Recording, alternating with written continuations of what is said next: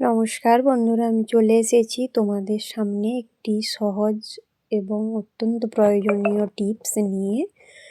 তো দেখো, আমাদের প্রত্যেকের বাড়িতেই পুজোর কাছে যে শঙ্খ বা শাঁখ থাকে, সেইটি কিছুদিন ছাড়া ছাড়া এরকম অপরিষ্কার হয়ে যায়। তো হাতে বেশি সময় না থাকলে তোমরা এভাবে শাঁখের ময়লাগুলি পরিষ্কার করতে পারো। তো আমি এখানে একটু টুথপেস্ট নিয়ে নিয়েছি, তো সাদাটা নিলেই ভালো হয়।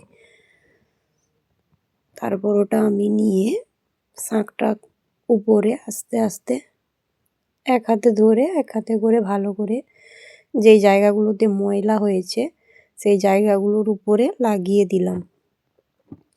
তো এইভাবে লাগিয়ে পুরো যেখানে যেখানে ময়লা হয়েছে তো সেখানেই আমি এইভাবে লাগিয়ে দিলাম।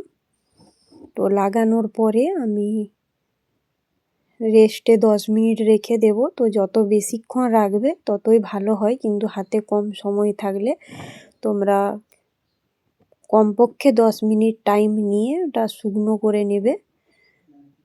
শুকনো করার পর তোমরা ফিরে আসছি, আমি 10 মিনিট পর আবার চলে এলাম। তো একটা সুতির কাপড় নিয়ে নেবে।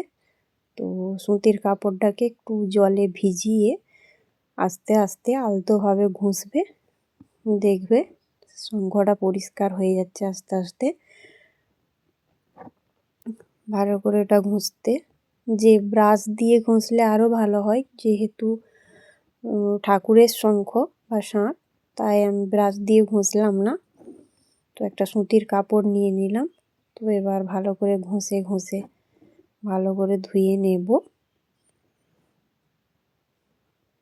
তো পরিষ্কার জলে একটু ধুয়ে নিয়ে তোমাদেরকে দেখাচ্ছি, তো দেখতে থাকো। তোমরা চাইলে অবশ্যই এরকমভাবে পরিষ্কার করে দেখো, আশা করি কাজে দেবে।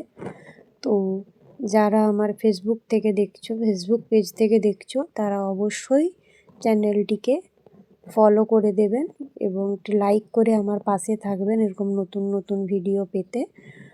আর যারা ইউটিউব থেকে আমার ভিডিও দেখছেন তারা অবশ্যই চ্যানেলটি সাবস্ক্রাইব করে দেবেন নতুন নতুন ভিডিও পেতে। দেখো শাঁখটি কী করে 10 মিনিটে আমি পরিষ্কার করে নিয়েছি, কত পরিষ্কার সুন্দর দেখাচ্ছে। তো এইভাবে করো, অবশ্যই ভালো লাগবে।